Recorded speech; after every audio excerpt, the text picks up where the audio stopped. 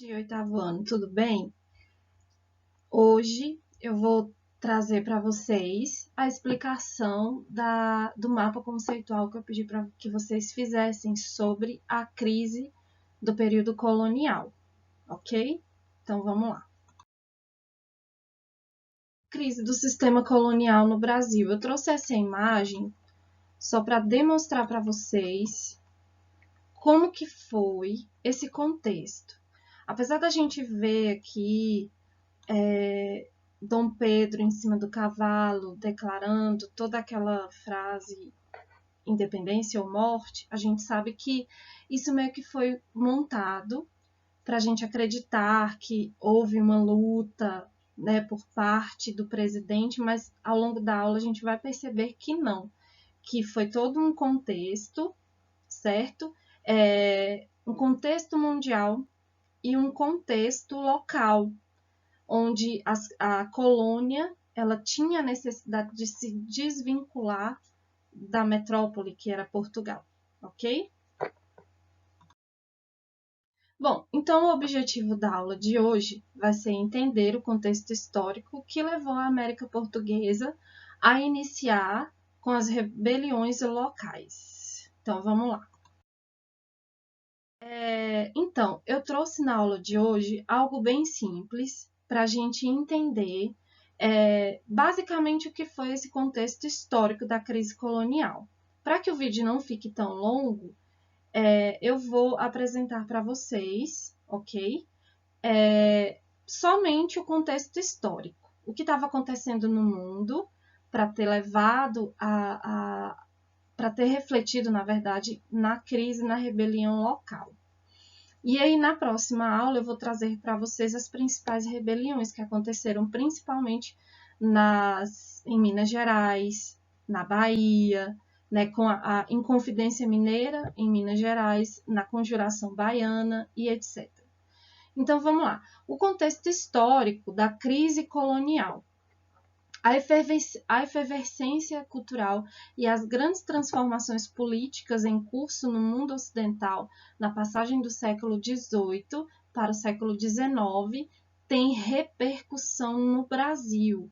Então a gente percebe que essa efervescência cultural que estava acontecendo e as transformações políticas que estavam acontecendo no mundo ocidental, principalmente na Europa, levou, né, o Brasil, né, a América Portuguesa, a entrar nesse clima também de mudanças, de transformações, até porque o Brasil ainda era um dos poucos países a seguir com a cultura, com a economia escravagista, né, com a escravidão do negro. Bom, continuando, na França é a época do Iluminismo. Lembra que na aula passada eu expliquei para vocês que o Iluminismo e as revoluções que aconteciam na Europa iriam refletir também nas rebeliões que iriam acontecer aqui na América, inclusive lá nos Estados Unidos também, com a Revolução Americana. E aí, quando o pensamento liberal se rebela contra as instituições do antigo regime. Falei muito com vocês sobre isso. Na Inglaterra, a Revolução Industrial transforma rapidamente as tradicionais estruturas econômicas. Então, a gente viu que, além de ter acontecido na Inglaterra a Revolução Inglesa, e aí houve a destituição, né, do poder centralizado somente no rei, e aí a burguesia também assume parte do poder, aconteceu também a Revolução Industrial, que foi um marco, né, na passagem do capitalismo comercial para o capitalismo industrial. Houve um boom das indústrias. Então, o mundo estava se transformando, gente. Estava acontecendo uma mudança no mundo capitalista, principalmente. E aí, isso tinha que refletir também aqui na América Portuguesa. E a América Portuguesa também teria que acabar com essa economia, né, da escravidão, de escravizar negros e entrar nesse mundo, né, do capitalismo industrial. E aí vem a independência dos Estados Unidos, que eu vou explicar depois para vocês. Eu vou trazer uma aula de como aconteceu a independência dos Estados Unidos, que foi em 4 de julho de 1776. Primeira grande ruptura do sistema colonial europeu. Torna-se um modelo para as elites nativas das demais colônias do continente. Então, os Estados Unidos, com as 13 colônias, eles entraram nesse processo de revolução e de independência. Eles queriam se tornar independentes da colônia, da metrópole, que era a Inglaterra. E aí eles começaram com uma revolução gigantesca, né, das 13 colônias, porque ainda não era chamado de Estados Unidos, e sim de 13 colônias. E aí aconteceu que ela refletiu também nas demais revoluções que iriam acontecer em toda a América. No Brasil, os pesados impostos que Portugal começou a cobrar, as restrições ao livre comércio e as proibições das atividades industriais vão acirrando os conflitos entre as elites locais e o poder metropolitano. Ou seja, Portugal não estava no seu melhor momento. Ele que iniciou, juntamente com Espanha, o processo de colonização da América.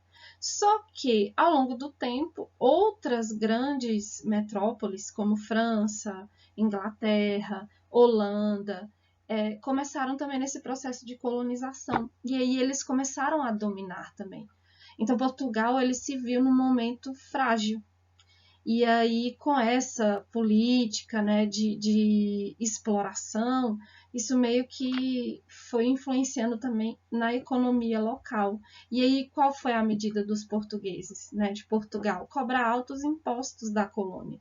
E aí, isso meio que refletiu para que os colonos começassem a se revoltar contra a metrópole. E aí, tudo isso, gente, eclodiu as primeiras rebeliões claramente emancipatórias que aconteceram aqui na colônia, que foi a Inconfidência Mineira, a Conjuração Baiana ou dos Alfaiates. E aconteceram várias outras também, e na próxima aula eu vou explicar especificamente como que se deu esse processo de rebeliões emancipatórias que aconteceram aqui na América Portuguesa, ok? E aí, o que eu expliquei para vocês. Primeiro eu vou explicar o conteúdo, trago esse vídeo, trouxe até num formato diferente, que está trazendo a minha imagem para vocês. E aí depois eu vou criar o fórum para que vocês tirem as dúvidas sobre o conteúdo, sobre os exercícios. E aí eu trouxe essas 3 questões para vocês responderem e exercitar, que cite os principais fatores que levaram à crise do sistema colonial, quais foram os movimentos que influenciaram nas rebeliões que aconteceram na América e aponte o que levou a América Portuguesa a se revoltar com Portugal e lutar pela independência, ok? Então, corre lá para o fórum, que aí a gente tira as dúvidas e interage sobre a aula de hoje. Então, bons estudos e até a próxima aula.